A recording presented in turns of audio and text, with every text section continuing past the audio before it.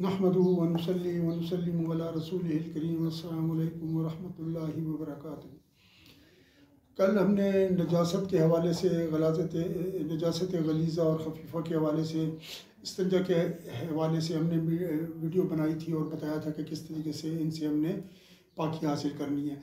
जब हम इस्तिंजे वगैरह से फारिग हो जाते हैं और अपने बाकी जिस्म से भी गलाज़तों को दूर कर लेते हैं तो उसके बाद हम मुतवज्जो होती हैं किस तरीके से हमने वज़ू वगैरह करना है। तो वज़ू वगैरह जो है उसका तरीक़ाकार क्या है, अल्लाह ताला ने इसको कुरान में किस तरीके से फ़र्ज़ किया है। तो ये सूरतुल माइदा की आयत है जो मैं आपके सामने तिलावत कर रहा हूँ। औज़ु बिल्लाहि मिनश शैतानिर रजीम। या अय्युहल्लज़ीना आमनू इज़ा कुन्तुम इलस्सलाति फ़ग़सिलू वुजूहकुम व अयदियकुम इलल मराफ़िक़ि वम्सहू बिरुऊसिकुम व अर्जुलकुम इलल कअबैन। तो ये वो आयत है जिसका तर्जुमा ये है कि ऐ मोमिनो, जब तुम नमाज का इरादा करो तो अपने चेहरों को धो लो और अपने हाथों को धो लो कोहनियों तक, और अपने सरों का मसा कर लो और अपने पाँवों को गिट्टों तक धो लो। ये आयत का तर्जुमा है। मतलब ये कि इस आयत के ज़रिए से वज़ू की फ़र्जियत बयान हुई है। अब कुरान में तो सिर्फ वज़ू की फ़र्जियत बता दी गई, लेकिन हमने सुन्नतों को भी देखना है, हमने मुस्तहब्बात को भी देखना है। तो ये हमें कहाँ से पता चलेगा? तो इसका पता चलेगा हमें उन फ़िक़्ह की किताबों से जिससे कि हम आपको पढ़ा रहे हैं। और कुदूरी हो गई, हिदाया हो गई, इस तरीके से जो है तो हिदाया की शुरुआत है, कुदूरी की शुरुआत है, वहाँ से भी हम आपको मसाइल बता रहे हैं। तो यहाँ से पता चलता है इस चीज़ का। तो अब फ़र्द तहारती गस्ल आदा इस्सलासा व मसहुर रास वल मिरफ़क़ान वल कअबान तदखुलानी फ़ी फ़र्दिल गस्ल इंदा उलमाइना सलासा खिलाफ़न लिज़ुफ़र रहमतुल्लाह ताला अलैह। और अब वो आए जी बता रहे हैं कि हमने क्या करना है इस आयत के तहत। इस आयत के तहत ये है कि जो वज़ू के अंदर कुछ फ़राइज़ हैं, कुछ सुनन हैं और कुछ मुस्तहब्बात हैं। तो अब जो फ़राइज़ हैं वो 3 अज़ा का धोना है और एक जो उज़्व है उसका जो है तो चौथाई सर का मसा करना है। तो उसके हवाले से हम बात करेंगे।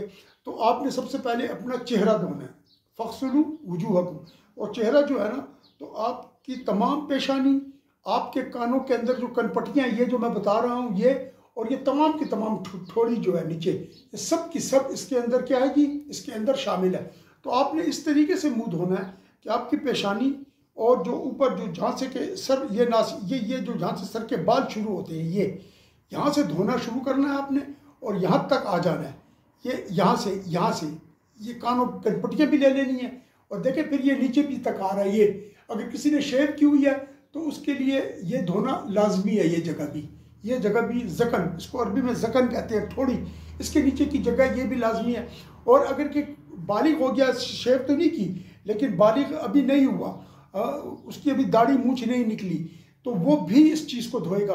लेकिन अगर मेरी तरह दाढ़ी है या इससे भी ज़्यादा घनी है तो उसके लिए यहाँ तक धोना जो है ना, ऊपर से दाढ़ी को अच्छी तरीके से धोएगा जो आ जाए। और फिर जो है ना वो आगे चल के मैं बताऊँगा कि खलाल कैसे करना है, वो करना है। लेकिन दाढ़ी के बाल के नीचे जो है उनका धोना फ़र्ज़ नहीं है।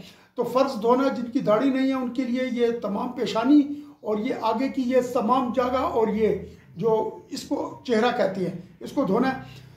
उसके बाद मिरफ़क़ कहते हैं अरबी में, मिरफ़क़ुन कहते हैं इसको, मिरफ़क़ान, ये दोनों वो तस्निया हो गया। तो आपने दोनों कोहनियों को इस उंगली से लेकर ये यहाँ से लेकर और यहाँ तक, यानी ये कोहनी से ऊपर तक धोना है। आप जब इसको चढ़ाएं ऊपर, कोहनी को, इसको आस्तीन को ऊपर चढ़ाएंगे तो आपने इस बात का ख्याल करना है कि ये जो कोहनी है आपकी, ये कोहनी, ये सारी की सारी धुल जाए, यहाँ तक बाजू धुल जाए, यहाँ तक। क्योंकि जब आप इसको धोएंगे तो खामखा यहाँ पर पानी आएगा। तो इस चीज़ का आपने ख्याल करना है कि ये पानी आपका जो ये है ना, ये चीज़ आपकी अंदर आ जाए। इस चीज़ का आपने लाजमी तौर पर ध्यान रखना है कि ये चीज़ ऐसा ना हो कि ये खुश्क रह जाए कोहनी आपकी, क्योंकि ये आज़ा में दाखिल है।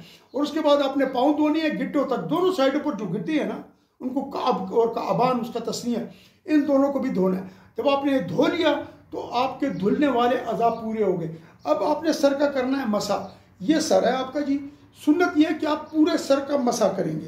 तो ये जो है ना क्या कहती है, यहाँ से तो शुरू हो गया ना, तो जो फ़र्ज़ है ना वो ये है कि 3 उंगलियां आ जाएं इस जगह पर। आपने यहाँ पर 3 उंगलियां रख ली तो आपका मसा फ़र्ज़ का पूरा हो गया, ठीक है। और जब आप सुन्नत पूरी करेंगे तो उसका तरीका यह है कि ये 3 उंगलियां ले ली, यहाँ पर रखी आपने, और इसको इस तरह लेकर आएंगे, ये इस तरह देख रहे हैं आप, ये पूरा ये आ गया इधर तक। और ये जो आपकी हथेलियाँ इनको आपने दूर रखना है और इनके ऊपर तरी मौजूद है, तो ये यहाँ से 3 उंगलियां रख के इस तरह लेकर आएंगे। देखिए इसने 3 उंगलियों ने इनको पूरे आपके सर को पीछे तक घेर लिया। अब यहाँ से जो है ना आप ये 3 उंगलियां हटा लेंगे, ये अब इस तरह कर लेंगे, और फिर यहाँ से देखिए वापस लेकर आएंगे आप इस तरीके से। ये अब आपके पूरा सर जो है तो घेरा गया, और इस उंगली को आप ऊपर कर लेंगे, फिर इसको जो है ना तो आप ये तरीके से आपने मसा कर लिया, कानों का भी होगा, और ये आपकी गर्दन का मसा हो गया। आप याद रखें यह पीछे नहीं करना, जो पीछे लोग गर्दन का मसा करते हैं, लोग गर्दन का मसा पीछे की तरफ से करते हैं। ये पीछे गर्दन जो है ये नहीं, ये जगह साइडें इनका मसा करना है। ये देखें, ये बस ये मसा हो गया। ये बिदअत है, गर्दन के पीछे नहीं करना। मैं देखता हूँ मन लोग लगे होते हैं, पता नहीं शुरू उनका बस नहीं चलता कि वो साथ ब्रश ले और अपनी गर्दन रगड़नी शुरू कर दें। इस तरह मसा नहीं होता, बस ये मसा, ये 3 उंगलियां रखी, ये मसा हो गया, ये आपका मसा हो गया। ये वजू के फ़राइज़ हैं। जो मसे का तरीका मैंने बताया है, ये सुन्नत तरीका बताया है, जिसमें इस्तिआबुर रास है, यानी पूरे के पूरे सर को घेरना है। तो मैंने आपको समझा दिया पूरे तरीके से। तो आप याद रखें, चेहरे का पूरा धोना, कोहनियों तक हाथों का धोना 3 मरतबा सुन्नत है, दोनों हाथों का, और पाँव का धोना काबैन समेत, ये हो गया। और चौथाई सर का मसा करना, ये जो है ना तो आपका जो है तो फ़र्ज में दाखिल हो जाएगा। जो पूरा सर है वो जो है तो सुन्नत में दाखिल हो जाएगा। और इसकी जो हदीस, कुरान की आयत तो मैंने बता दी। हदीस ये कि जो मुग़ीरा बिन शुअबा रज़ी अल्लाह ताला अन्हु ने बयान किया कि नबी पाक सल्लल्लाहु अलैहि वसल्लम एक मकाम पर आए जहाँ पर गंदगी पड़ी होती थी, तो वहाँ पर आकर आप सल्लल्लाहु अलैहि वसल्लम ने पेशाब किया, और फिर जो है तो आप सल्लल्लाहु अलैहि वसल्लम ने क्या किया, वज़ू किया। आपने वज़ू फरमाया, और जो नासिया इसको कहते हैं, ये जो है नासिया के ऊपर, ये जगह नासिया कहलाती है, ये जगह यहाँ से बाल उग रहे हैं, इसका आपने मसा किया, और अपने मोज़ों पर भी आपने मसा फरमाया। तो ये जो है ना आपका फ़र्ज पूरा हो गया। वसुननु तहारती, और जो वज़ू है, जो पाकीज़गी हासिल करना है, उसकी जो सुन्नत है वो गस्लुल यदैन सलासन, यानी हाथों का धोना 3 मरतबा है। क़ब्ल इदख़ालिहिमा फ़िल इनाई, आदमी जब सोकर उठता है ना तो उसको ये पता नहीं होता कि उसका हाथ किधर, रात को उसके हाथ कहाँ पर गुजारे, उन वक्त कहाँ पर हाथों ने गुजारना, यानी किधर किधर हाथ लगे, ज़मीन पर लगे कि कहाँ कहाँ हाथ गए, कुछ पता नहीं चलता नींद की हालत में। तो जब इंसान उठेगा सोकर, आजकल तो नलके लगे हुए हैं ना, आप नलका खोल लेते हैं और उसके अंदर हाथ धो लेते हैं, लेकिन नलके के अंदर भी आपने ये एहतियात करनी है कि पानी का ज़ियान नहीं होना चाहिए। आपने नलका इतनी हल्की स्पीड में खोलना है कि आपके हाथ धुलें, और जब आप वज़ू से फारिग हो तो जो पानी की मिकदार है वज़ू करने के लिए उतना पानी इस्तेमाल हुआ हो, इससे ज़्यादा ना हुआ हो। ये बहुत ज़रूरी है कि पानी की जो नल से जो धार निकल रही है वो इतनी स्पीड में हो और इतनी कम मिकदार में पानी आ रहा हो कि आप आसानी से अपने हाथों को धो तो लें, अपने हाथों को धो तो लें, और पानी आसानी से आपके हाथों में भी आ जाए, लेकिन इतना पानी न बहे कि सारे का सारा जो है ना वो जितना आप इस्तेमाल कर रहे हैं उससे ट्रिपल जो है ना तो आप बहा दें, क्योंकि ये इसराफ है और इसराफ से मना किया गया। तो जब आप सुबह उठेंगे, और बहुत से गांव ऐसे हैं कि जहाँ पर नलके वगैरह नहीं है, तो वो लोटों में पानी लेकर करते हैं, भरते हैं। और अगर किसी जगह पर ऐसी सिचुएशन हो जाए कि आप उधर बाल्टी है, मग भी नहीं है, कुछ भी नहीं है, पानी बस उसी में है, और आप अगर हाथ डालते हैं तो वो पानी नापाक हो जाएगा। तो आपने क्या करना है, पहले जो है ना तो उस हाथ को, अपने हाथ को धोना है, तो आप उल्टे हाथ से थोड़ा सा पानी ले सीधे हाथ पर डालें, ताकि आपकी उंगलियां जो है धुल जाएं, और पानी बहुत थोड़े हाथ से लेना है आपने, इस तरह की करके ना, यहाँ से पानी लेकर इधर डाल के धो लेना है। ये उस जगह पर जहाँ पर के न नल है, न लोटा वगैरह, न मग वगैरह कि आप उससे पानी निकाल सके, सिर्फ एक बाल्टी है और उसके अंदर रखा, तो उसका तरीकाकार है, जब ये हाथ पाक हो जाए तो इस हाथ को फिर आप उसमें डालें और पानी निकाल कर पहले उल्टे हाथ को धो लें, फिर वहाँ से निकाल के सीधे हाथ को भी पाक कर लें, और फिर जो है तो आप अपना दोनों हाथों से वज़ू कर सकते हैं। उस पानी से, उस बाल्टी की पानी से पानी लेकर अपने आप को पाक साफ कर सकते हैं। तो इसकी वजह यह है कि जब वज़ू करने वाला सोकर उठता है तो उसको पता नहीं होता कि उसने किस तरीके से, हदीस शरीफ में आता है, कि जब इंसान सुबह सोकर उठे तो वो उठते के साथ ही जो है ना अपना वो ना डाले हाथ जो है तो पानी में, क्योंकि उसको नहीं पता कि उसके हाथ ने रात को किस किस जगह पर उसका हाथ लगा है, तो लिहाजा हाथ को इस तरह धो के तो वो करेगा। तो सुन्नत तो ये है वजू की, एक सबसे पहले हाथ धोएगा, अगर नल है या लोटा उसके पास है तो दोनों हाथों को 3 दफ़ा धोएगा। वो इससे पहले जो है तो वजू करने से पहले क्या करेगा, बिस्मिल्लाह पढ़ेगा। एक दुआ और भी है, बिस्मिल्लाहिल अज़ीम वल्हम्दुलिल्लाहि अला दीनिल इस्लाम, ये हिदाया में जिक्र किया गया है इस दुआ को, सुन्नत के अंदर भी आई है, हदीस में भी आई है। तो बिस्मिल्लाह ये आप कर सकते हैं, दुआ पढ़ सकते हैं, बिस्मिल्लाहिल अज़ीम वल्हम्दुलिल्लाहि अला दीनिल इस्लाम। आप वीडियो को आहिस्ता करके उसकी स्पीड कम करके इस दुआ को सुन सकते हैं और इस दुआ को लिख कर आप इसको याद कर सकते हैं। इस दुआ को याद कर लें। जब आप गए आपने सबसे पहले जो है तो दुआ पढ़ी बिस्मिल्लाहिर्रहमानिर्रहीम, फिर आपने दुआ पढ़ी बिस्मिल्लाहिल अज़ीम वल्हम्दुलिल्लाहि अला दीनिल इस्लाम। जब आप ये कर लिया उसके बाद आपने हाथ धोए 3 दफ़ा। अब जो है तो आपने मिसवाक शुरू की, मिसवाक धोकर आप मिसवाक करें अगर आपके पास है, अगर नहीं है तो आप उंगली से मिसवाक कर सकते हैं, पहले दाएं साइड की फिर बाएं साइड की, और जब मिसवाक करेंगे तो फिर उसके साथ आप मदमदा और इस्तंशाक यानी आप कुल्ली करेंगे, फिर 3 दफ़ा नाक में पानी डालेंगे। जब आप 3 दफ़ा नाक में पानी डालें तो इस पानी इस तरह डालें कि पानी जो है ना इस नाक की इस जड़ तक पहुंच जाए, आपको थोड़ी सी जलन महसूस हो। गुस्ल में भी इस तरह, लेकिन जो वजू इंसान करता है उसमें भी नाक के अंदर पानी चढ़ाना ज़रूरी है, और ये सुन्नत है, ये फ़र्ज़ नहीं है, लेकिन गुस्ल में फ़र्ज़ है।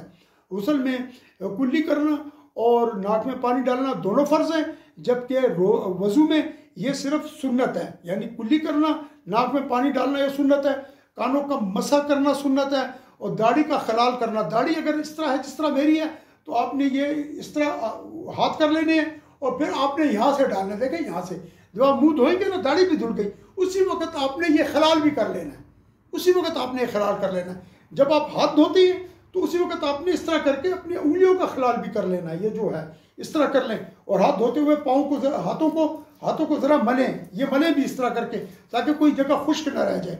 तो ये उंगलियों का खलाल उस दौरान हो जाएगा जब आप हाथ धोएंगे, और दाढ़ी का खलाल इस तरीके से करना है, ये आपकी हथेली बाहर की तरफ हो और इस तरीके से आपने ये खलाल करना है। और ये जो है ना अब आपका वो हिसाब किताब जो है सुन्नत का खलाल का जो तरीका है वो पूरा हो गया। जब आपने खलाल कर लिया, ये सुन्नत और जो आपकी पाँव की उंगली है उनका खलाल भी करना है। तो पाँव की उंगली जो है ना ये उल्टे हाथ है ना, ये उल्टा हाथ है, फ़र्ज़ कर लें कि ये पाँव है इस वक्त, तो आपने इसको इस तरीके से ये 1 2 चिची उंगली से शुरू करना है, छोटी, जिसको छोटी उंगली कहती हैं ये, और फिर आप चलेंगे यहाँ तक, फिर ये अंगूठा भी कर लेंगे, और फिर इसी उल्टे हाथ से आप उल्टे पाँव का भी इसी तरीके से मसा करेंगे, खलाल करेंगे उंगलियों का। अब आपका जो है ना तो ये पूरा हो गया, जो खलाल का तरीका है पाँव और हाथ का दोनों मैंने आपको बता दिया। ये सुन्नतें हैं सब जो मैं आपको बता रहा हूँ। बिस्मिल्लाह पढ़ना, सबसे पहले हाथ धोना, बिस्मिल्लाह पढ़ के हाथ धोना शुरू करना, उसके साथ दुआ कर लेना जो बता दिया मैंने। उसके बाद जो है ना तो आपने मिसवाक करनी है, मिसवाक नहीं है तो उंगलियों से कर ले, कुल्ली करें 3 दफ़ा, तो 3 दफ़ा जो है तो नाक में पानी डालें, और दाने हाथ की जो छोटी उंगली है इसको नाक के अंदर डाल के उसको नाक को साफ करें, फिर हाथ धो लें ये वाला, फिर नाक में पानी डालें, फिर इस तरह, और नाक को आप ज़ोर से उसको जो है तो बाहर की तरफ झटका देके गंद भी निकाल सकते हैं। ये 3 दफ़ा हो गई, ये 3 दफ़ा हो गया, 3 दफ़ा हर उसको धोना, ये भी सुन्नत है। और ये है मुस्तहब जो चीज़ है वो नियत करना मुस्तहब है कि वो तहारत की नियत करे कि मैं पाकी हासिल करने नमाज पढ़ने के लिए, और पूरे सर को घेरना ये भी मुस्तहब है जब आप मसा करें। और वज़ू के अंदर तरतीब को इख्तियार करना ये भी जो है ना सुन्नत है, मुस्तहब है कि आप इसको तरतीब को उसी तरीके पर चलें, क्योंकि जो कुरान की आयत है उसमें जो वाव आया है ना, जो आयत में जिस तरह आप देख रहे हैं, या अय्युहल्लज़ीना आमनू इज़ा कुमतुम इला सलाती फ़ग़सिलू वुजूहकुम व अयदियकुम इलल मराफ़िक़, ये जो वाव आया वाव अयदियकुम, वमसहू बिरुऊसिकुम, ये जो वाव आया वमसहू में, व अर्जुलकुम इलल काबैन, ये जो वाव आया काबैन में, अर्जुलकुम इलल काबैन में, ये वाव मुतलक जमा के लिए आया, तरतीब के लिए नहीं आया।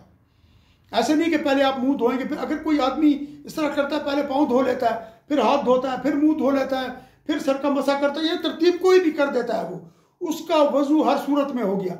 अगर एक आदमी कहीं जा रहा है और बाहर एक पाक पानी का नाला बह रहा है या एक नहर बह रही है और वो स्लिप करके गिर जाता है, तो आप यकीन करें कि उस आदमी का वजू हो गया, अगरचे उसका पहले सर लगाओ या पहले पाँव लगाओ। यानी वो जो दरिया में गिरा है ना, जो नहर में गिरा है, तो उस गिरने की वजह से उसका पूरा बदन गीला हो गया। तो जहाँ जहाँ पानी पहुँचा वजू के लिए था, उधर उसका वजू हो गया। और अगर गुस्ल भी उसने पूरा बदन डूब गया तो उसका गुस्ल भी हो गया। इसमें नियत की ज़रूरत है, क्योंकि नियत मुस्तहब है। तो लेकिन उसको नियत ना करने की वजह से उसको सवाब नहीं मिलेगा। अगर कोई आदमी नहर में गिर रहा है और गिरते के साथ ही वो नियत कर ले वजू की या गुस्ल की, तो अब उसको इस पर गुस्ल भी हो जाएगा, नियत भी हो जाएगी और सवाब भी मिलेगा। वरना बगैर नियत के अगर वो गिरता है तो उसका वजू भी हो जाता है, गुस्ल भी हो जाता है, और उसको सिर्फ इस पर सवाब नहीं मिलता, इस पर वो नमाज वगैरह पढ़ सकता है। तो कहने का मतलब ये कि अगर तरतीब फ़र्ज होती ना, तो उस आदमी का नहर में गिरने से वजू ना होता और ना ही उसका गुस्ल होता, क्योंकि गुस्ल में भी एक तरतीब है और वजू में भी एक तरतीब है। तो उस तरतीब से तो उसने नहीं धोया, बल्कि पहले उसके पाँव गिरे, फिर उसके बाद उसके हाथ आए, फिर उसका चेहरा नीचे तक गया पानी के अंदर, वो बाद में दाखिल हुआ। तो इस तरीके से जो है ना आपका ये वो चीज़ें हैं कि जो वजू इंसान का हो जाता है, लेकिन वो क्या है, तरतीब इसके अंदर शर्त नहीं है। तरतीब जो है ना, वो तरतीब की इसमें कोई शर्त नहीं है। और जो वाव इसके अंदर आया है वो तरतीब के लिए नहीं, बल्कि वो किसके लिए आया है, वो जमा के लिए आया है। और आपने क्या करना है, फ़यब्तदउ बिमा बदा अल्लाह ताला बिज़िक्री, तो उस तरीके से शुरू करें जिस तरह अल्लाह ताला ने जिक्र फरमाया, कि जिस तरीके से अल्लाह ताला ने एक उसको एक उसमें रखा है, तरतीब रखी है। तो तरतीब जो है ना उसको आप अदा करें, तो ये मुस्तहब है तरतीब को। यानी पहले चेहरा धोएं, फिर हाथ धोएं, फिर जो है तो आप अपने सर का मसा करें, फिर जो है तो पाँव धोएं। तो ये जिस तरह अल्लाह ताला ने शुरू किया उस तरीके से है, तो ये मुस्तहब है। और ये बड़ी ही अच्छी बात है कि इंसान मुस्तहब बात के ऊपर भी अमल करे। और जो है ना सीधे हाथ से शुरू करे, और रकबा ये चीज़ जो मैंने बताया, ये इस तरीके से आप जो है ना उसका क्या करेंगे, मसा करेंगे। अब आपका ये पूरा हो गया। इसके अंदर जब आप फारिग हो जाएं तो आप जो है तो कलमा शहादत पढ़ें, जो है तो अशहदु अल्ला इलाहा इल्लल्लाहु वहदहु ला शरीका लहु व अशहदु अन्ना मुहम्मदन अब्दुहु व रसूलुहु। और इसमें जो है ना तो फिर सूरतुल क़दर वो आप पढ़ सकते हैं उसके बाद, वज़ू करने के बाद। और एक और दुआ है इसके अंदर, बहुत सारी दुआएं आई हुई हैं इसके अंदर, जो आप किताबों से भी देख के याद कर सकते हैं। उन दुआओं को आप याद कर लें और उन दुआओं को आप पढ़ लें। और आसमान की तरफ उसमें कलमा शहादत पढ़ना है, तो आप जो है ना तो आसमान की तरफ मुंह उठाकर जो है तो कलमा शहादत और ये पढ़ सकते हैं। और ये दुआएं हैं जो आप वहाँ से भी सीख सकते हैं। इस तरीके से आपका क्या हो गया जी, आपका वज़ू पूरा हो गया अल्लाह की मेहरबानी से। अब आप ये दुआएं पढ़ लें वज़ू के बाद की। और इसके बाद जो चीज़ है वो ये है कि आपका जो है ना कौन सी ऐसी चीज़ें हैं जिनसे वज़ू टूट जाता है। तो वज़ू जब टूट जाता है ना तो वो क्या चीज़ है, कुल्लु मा खरज मिन सबीलैन, हर वो चीज़ जो कि दो रास्तों से निकले, यानी छोटा पेशाब आप कर लें या आप बड़ा पेशाब कर लें, दोनों सूरतों में आपका वज़ू भी टूट जाएगा। और आपने इस्तंजा करने के बाद दोबारा से वज़ू आपको करना है। वल्क़ैहु वद्दमु वल्क़ैहु वस्सदीद, और उल्टी हो गई और दम खून निकल आया, या आपने मुंह भरकर जो है तो उल्टी की है, जो मुंह से निकली है भरकर, उससे भी आपका वज़ू टूट जाएगा। और जो है ना खून निकला आपके हाथ पर, और वो खून वहाँ से निकलकर उस इलाके तक बहा जो जिसको पाकी का हुक्म है। वज़ू में मेरा ये पूरा हाथ जो है ना इसको पाकी का हुक्म है कि मैं इस पूरे हाथ को यहाँ से लेकर यहाँ तक धोऊंगा। अगर खून यहाँ से निकल आता है, खून यहाँ से निकल आता है और चलते चलते इस जगह तक आ जाता है जिसको पाकी का हुक्म है, तो क्या होगा, मेरा वज़ू टूट जाएगा। तो मुझे दोबारा क्या करना है जी, वज़ू करना है। लेकिन अगर खून निकलता है और वो बहता नहीं है और ना नीचे उस तक आता है जिस चीज़ को कि पाकी का हुक्म है यहाँ पर, तो उससे वज़ू आप पर फ़र्ज और वाजिब नहीं होता। तो इस तरीके से पीप है वो भी निकल आए, दाना वगैरह है आपके पाँव पर, हाथों पर, चेहरे पर, आपने उसको खुजा लिया, वो निकल के बहना शुरू हो गया, तो आपका वज़ू टूट गया। और अगर के सिर्फ खून निकलता है या कोई छिलका है, ज़ख़म लगा हुआ है, उसके ऊपर सख्त छिलका आ गया, आपने उसको खुजाया, वो छिलका उतर गया और अंदर से सुर्ख रंग का गोश्त ज़ाहिर हो गया, उसमें से कोई पानी वगैरह निकल कर ना ही बहा और इस तरीके से खून वगैरह निकल कर, इसके ऊपर वज़ू फ़र्ज नहीं होता, आपने वज़ू नहीं करना। बस आप उसको खुश कर लें कि टिशू वगैरह से किसी से, और अपनी नमाज अदा करें। और तो ये हो गया। और जब उल्टी जो है ना थोड़ी स्याही मुंह भरा हुआ होना तो उससे भी वज़ू फ़र्ज नहीं होता। मुंह भर कर उल्टी आए और बिल्कुल बाहर निकल जाए तो उससे उस उल्टी से वज़ू टूट जाता है। वन्नौम मुत्तजिअन, और अगर आपको नींद आ गई और आपने टेक लगाया हुआ इस तरह ना, कुर्सी पर आप बैठे और आपने टेक लगाया हुआ है और आप सो गए, या तकिए के साथ टेक लगाकर इस तरह बैठे हैं कि वो आप सो गए, और अगर के उस टेक को हटा लिया जाए, तकिए को हटा लिया जाए, तो आप एकदम पीछे गिर जाए, ठीक है ना, आप पीछे गिर जाए तो उसका मतलब है कि ये वो नींद थी जिससे वज़ू टूटता है। अगर आप नमाज में सजदे की हालत में सो गए हैं तो नमाज के अंदर सोने से वज़ू नहीं टूटता, चाहे कोई खड़ा होकर सो जाए, चाहे रुकू में सो जाए, चाहे सजदे में सो जाए। आप जिस पोजीशन में भी नमाज के अंदर है, नमाज पढ़ते हुए आप सो जाते हैं, आपका वज़ू नहीं टूटता, क्योंकि आप इबादत में अल्लाह के हुजूर में हैं और अल्लाह ताला आपकी हिफाजत फरमाते हैं। लिहाजा वज़ू के नमाज के दौरान आपका वज़ू, आप सो जाए तो आपका वज़ू नहीं टूटता। आपने तकिए के साथ टेक लगाया या किसी और चीज़ के साथ आपने टेक लगाया हो, अगर उस चीज़ को हटाया जाए तो आप गिर जाएं, और आप गिर जाएं और आपके ऊपर नींद का इतना गलबा हो तो तभी आप गिरेंगे। अगर नींद का गलबा ना हो तो आप नहीं गिर सकते, तो उससे वज़ू टूट जाता है।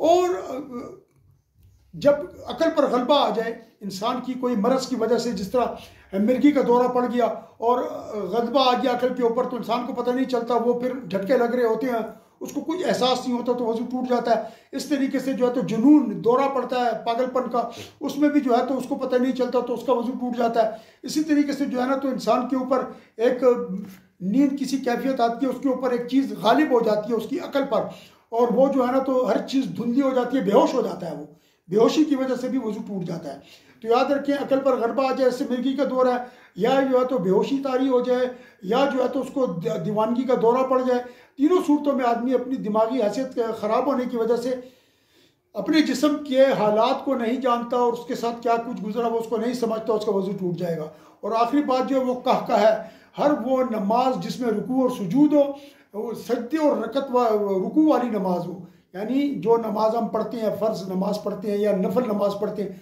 उसमें अगर आदमी ज़ोरदार कहका लगाकर हंसे तो उसकी नमाज भी टूट जाएगी, उसका वज़ू भी टूट जाएगा, और उसको जाके वज़ू भी दोहराना है और फिर आकर वो नमाज भी दोहराएगा।